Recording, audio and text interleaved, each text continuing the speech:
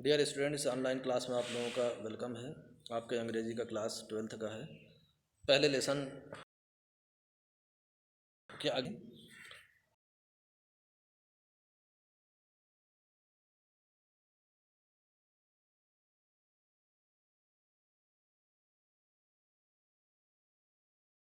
हम 5वें पैसेज की कहानी जो आगे अब शुरू हुई वो ये है कि जो लड़का फ्रेंच था, जब वो अपने क्लास में एकदम सरप्राइज्ड हो गया था, हैरान था वो कि इट ऑल। लड़का बोलता है कि अभी तो मैं इन सब चीज़ों को लेकर परेशान था कि इतनी चेंजिंग, इतनी तब्दीली क्लास में, गांव के सीनियर और बुज़ुर्ग लोगों का बैठना, ये सब क्या मामला है। सोच ही रहा था तभी M Hamel mounted his chair. जो उसके फ्रेंच लैंग्वेज के जो टीचर थे, एम हैमेल, जो फ्रेंच पढ़ाया करते थे उन लोगों को, तो ये फ्रांस की कहानी भी है। तो कहा कि वो अपने चेयर पर बैठते हैं और बैठने के बाद in the same grave and gentle tone, बिल्कुल उसी अंदाज में, वैसे ही गंभीरता और नरमी के साथ में, which he had used to me, जैसा उन्होंने मेरे साथ इस्तेमाल किया था। कब इस्तेमाल किया था? जब वो लड़का फ्रेंच लेट यानी देर में, सबसे देर में क्लास में पहुंचता है, तो उन्होंने बड़ी नरमी से कहा था कि जाओ और अपनी सीट पे बैठ जाओ, अभी तुम ना आते तो तुम्हारे बिना ये क्लास चलता। तो वो कहा वैसे ही गंभीरता से और वैसे ही नरमी से उन्होंने बोलना शुरू किया। बोले क्या कि my children, this is the last lesson I shell give you.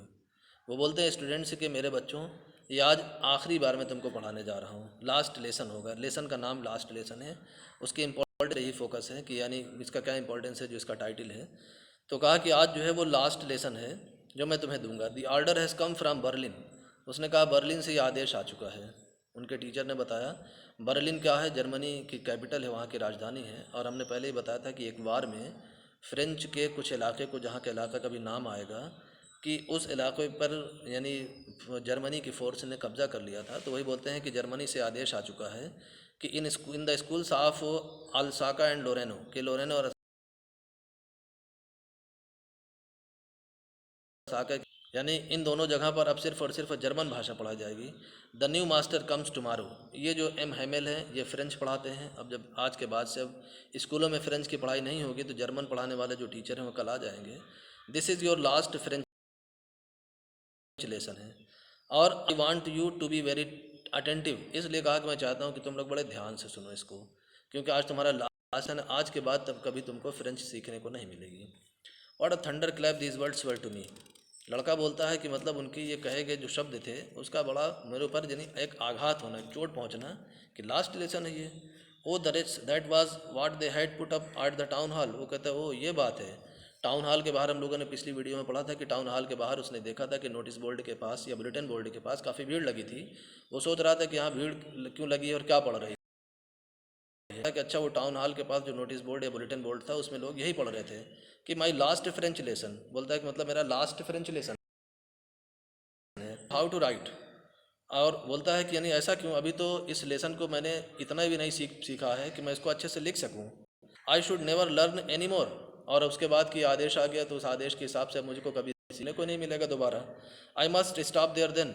और अपनी ये फ्रेंच की जो फ्रेंच ज़बान जो सीख रहा हूँ इसको मुझको यहीं पर रोक देना पड़ेगा, क्योंकि गवर्नमेंट का ऑर्डर आ चुका है कि अब जर्मन पढ़ाई जाएगी, फ्रेंच की पढ़ाई नहीं होना है।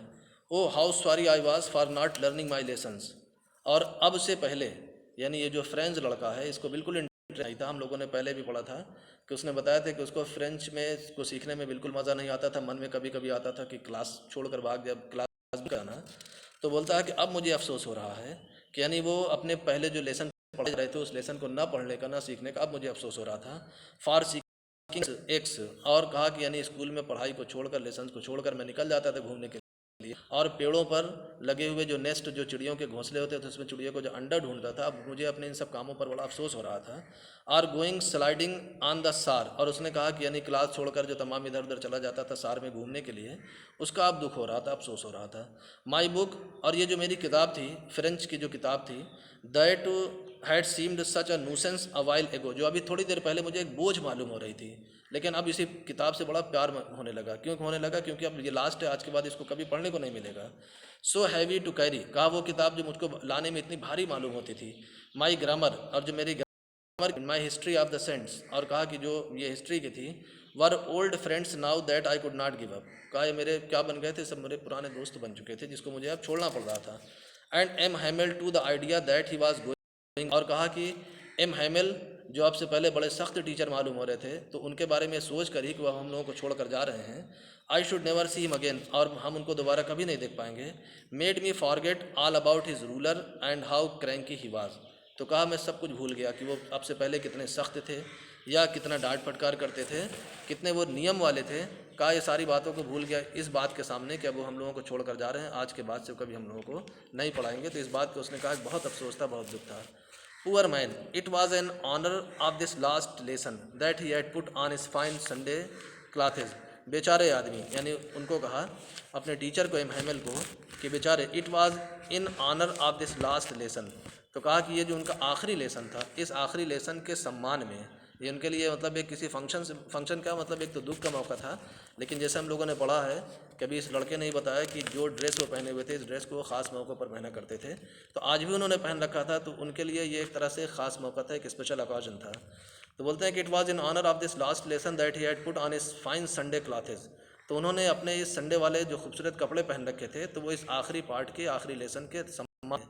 एंड नाउ आई अंडरस्टूड, और उसने कहा अब मुझे समझ में आ गया कि why the old man of the village were sitting there in the back of the room. ये क्लास के कमरे के जो पिछली जो बेंच यहाँ क्यों बैठे हुए हैं, कहा अब मेरे समझ में आया कि लोग यहाँ क्यों बैठे हुए हैं। It was because they were sorry too, क्योंकि कहा कि जैसे मुझे अफसोस था, वैसे ही इन लोगों को भी बहुत दुख था, बहुत अफसोस था कि हमारी जो मातृभाषा है, जो हमारी मदर टंग है फ्रेंच, आज के बाद से हमारे बच्चों को कभी नहीं पढ़ाई जाएगी, जर्मन लैंग्वेज पढ़ाई जाएगी। That they had not gone to school more, और किस बाब अभी तक वो जो स्कूल आ रहे थे सीखने के लिए फ्रेंच लैंग्वेज, अब उनको और नहीं आना पड़ेगा, वो और नहीं आ पाएंगे। और it was their way of thanking our master for इस 40 ईयर्स ऑफ फेथफुल सर्विस। और इस तरीके से वो यहाँ पर आकर जो हमारे फ्रेंच के टीचर 40 साल तक सेवा की थी, तो वो 40 साल तक जो ईमानदारी के साथ उन्होंने सेवा किया था, वो उनको थैंक कहने के लिए, उनको धन्यवाद देने के लिए वहाँ पर आए हुए थे। और end of showing the respect for the country that was theirs no more.